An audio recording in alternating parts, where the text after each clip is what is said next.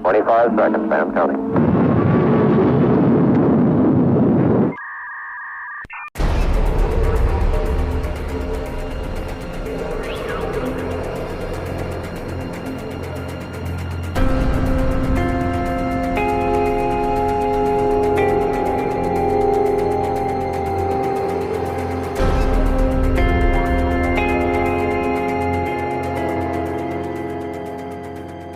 November 28th, 9:22 a.m.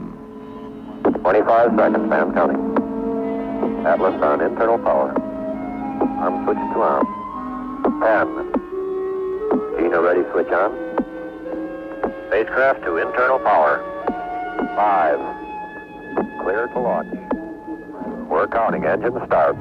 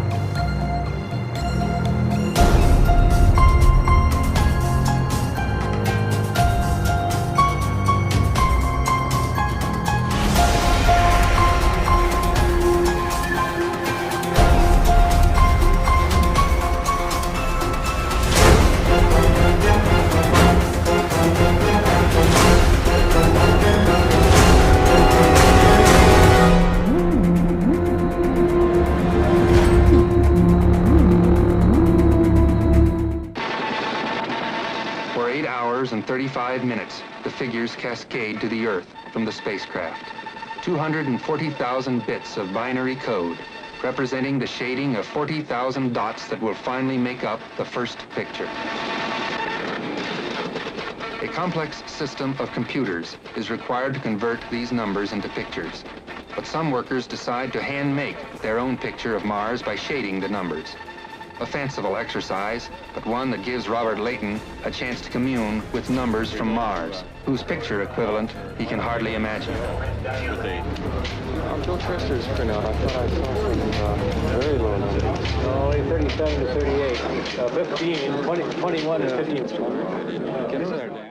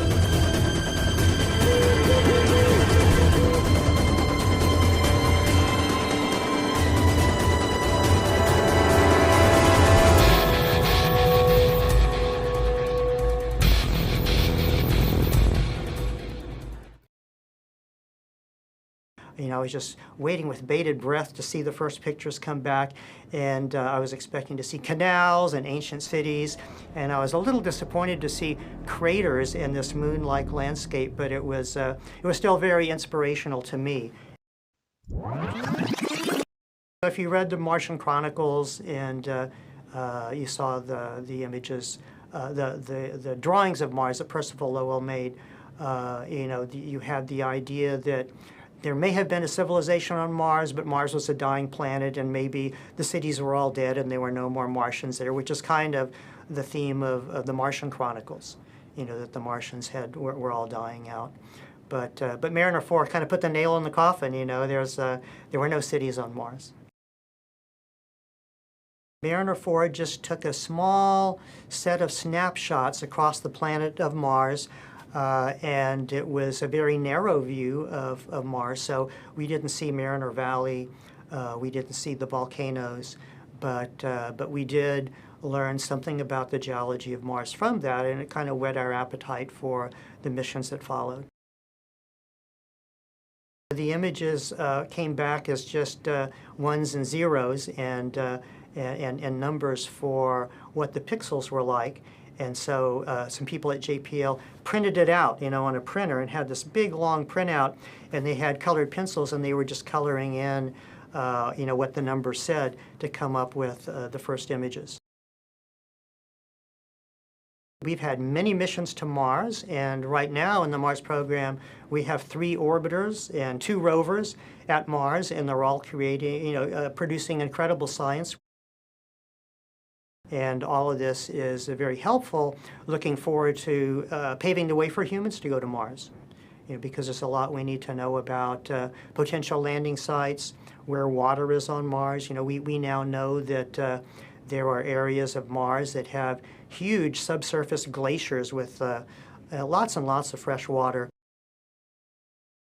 I'm really excited about humans exploring Mars because I think they will be able to do a better job of searching for signs of past and perhaps even present life on Mars. And we're talking about microbial life on Mars. Humans have incredible capability, like as a geologist on Mars, to look for signs of life, but as far as a lot of the incidental things like setting up infrastructure and maintaining things, making a lot of the science observations, I think that the robotic systems will be more effective, so it'll be humans and robots working together.